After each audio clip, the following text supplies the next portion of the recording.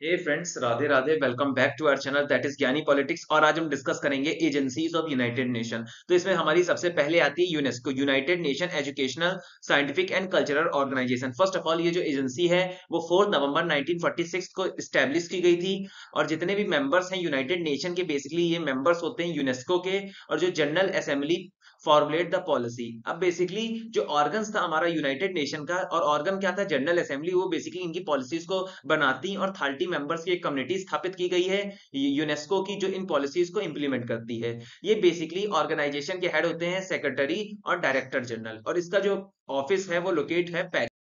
तो दोस्तों, अब हम यूनेस्को के पर्पस एंड अचीवमेंट्स के बारे में डिस्कस कर लेते हैं। तो ऐसा हम नाम से ही क्लियर हो रहा है, united nation educational scientific cultural organisation है। बेसिकली ये बैकवर्ड कंट्रीज की साइंटिफिक, कल्चरल और इकोनॉमिक स्टेटस को डेवलप करने में हेल्प करती है। देखिए, यूनेस्को को बेसिकली कुछ countries scientific, cultural, educational conference भी कहती हैं। अब यूनेस्को के द्वारा जो हमारी यूनाइटेड नेशन है basically $20 lakh per year invest करती है, और अप्रोक्सीमेटली 450 स्कॉलरशिप ईयरली डिस्ट्रीब्यूट कर लेती है। नेक्स्ट हमारी आती है WHO, the economic and social council convenes international. अब बेसिकली जो हमारी इकोनॉमिक और सोशल काउंसिल है, उन्होंने कन्वेंस किया इंटरनेशनल हेल्थ कॉन्फ्रेंस में कि एक हमको इंस्टीट्यूशन बेसिकली हेल्थ WHO को भी अडॉप्ट करना चाहिए। अब ये ऑर्गेनाइजेशन को 7 अप्रैल 1948 में 26 मेंबर्स जो यूनाइटेड नेशन ऑर्गेनाइजेशन है उन्होंने क्लैरिफाई किया। ठीक है, अब पर्पस और अचीवमेंट्स क्या है। तो first of all, world health organisation का पर्पस है कि किसी भी प्रकार से highest possible standard of health maintain की जाए पीपल ऑफ द वर्ल्ड की। और इस एम्स को अचीव करने के लिए ये अपने एग्जीक्यूटिव्स और अपने जो एम्प्लॉयज हैं इनको वेरियस कंट्रीज में और almost every part of the world में भेजते हैं, जहां पर वो जो एम्प्लॉयज होते हैं गवर्नमेंट को हेल्प करते हैं कि कैसे मेडिकल फैसिलिटीज और इक्विपमेंट्स को बेटर बनाया जाए और इंप्लीमेंट किया जाए।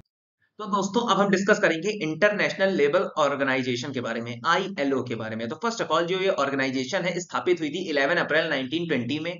और उस टाइम पे इसके अंदर करीबन कॉन्स्टिट्यूशन के अंदर 13 पार्ट इंट्रोड्यूस किए गए थे, जिसको हम ट्रिटी ऑफ वर्साइल के नाम से जानते हैं। फर्स्ट ऑफ ऑल, ये बेसिकली लीग ऑफ नेशन के टाइम में आई थी। तो लीग ऑफ नेशन ने इसको एक इंस्टीट्यूशन का दर्जा दिया गया था। आगे चलकर ये यूनाइटेड नेशन की एक बहुत इंपॉर्टेंट एजेंसी बनी। अब जो पर्पस है इंटरनेशनल लेबर ऑर्गेनाइजेशन का, कि सोशल जस्टिस मेंटेन करना और लंबे समय तक पीस को मेंटेन करना।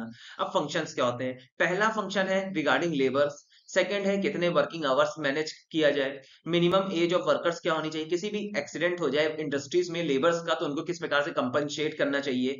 Fifth, social insurance. Six, provision for professional, labours को कैसे प्रोफेशनली ट्रीट किया जाए। और seventh, that is freedom of labour to form union. किसी भी इंडस्ट्री के अंदर लेबर्स के पास फ्रीडम है कि वो अपनी एक यूनियन बना सकते हैं। Eighth, leave the pay. अब बेसिकली उनको पे एक प्रॉपर देनी चाहिए। Ninth, industrial security. Tenth, labour inspection, और प्रॉपरली हर एक प्रॉपर पीरियड में 3 महीने में 6 महीने में लेबर्स का इंस्पेक्शन होना चाहिए, हेल्थ के रिगार्डिंग, उनके फिजिकल ऑर्गन्स के रिगार्डिंग।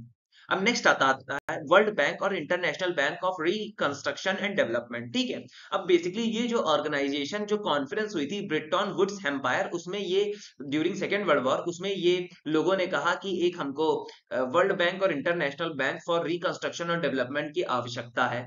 ठीक है, और फिर इसको 1945 में इन्फोर्स किया गया। अब मेन पर्पस क्या रहा है इस ऑर्गेनाइजेशन का। ये फर्स्ट ऑफ ऑल ये हेल्प करती है ऐसे बैकवर्ड कंट्रीज को जो कि डिस्ट्रॉय हो गई थे सेकेंड वर्ल्ड वॉर में, और उनको इंडस्ट्री और इकोनॉमिक बूस्ट प्रोवाइड करने में हेल्प करती है। सेकंड ऑफ ऑल, ये give monetary assistant to less developed states. अब बेसिकली जो कम डेवलप और डेवलपिंग स्टेट है उनको मॉनेटरी फंड्स प्रोवाइड करती है, जिससे फॉरेन इन्वेस्टमेंट उनके अंदर आए और इसी के प्रकार से उनके जो प्रोडक्शन है वो बढ़ सके। Third, encourage the balance development of international trade, और इसी प्रकार से ये एक प्रकार का इंटरनेशनल ट्रेड में बैलेंस मेंटेन करती है। तो दोस्तों, यही मेरा वीडियोस था regarding various agency of United nation. आपको अगर कंटेंट पसंद आया तो लाइक, सब्सक्राइब, शेयर कीजिएगा। एंड जय श्री राधे दोस्तों।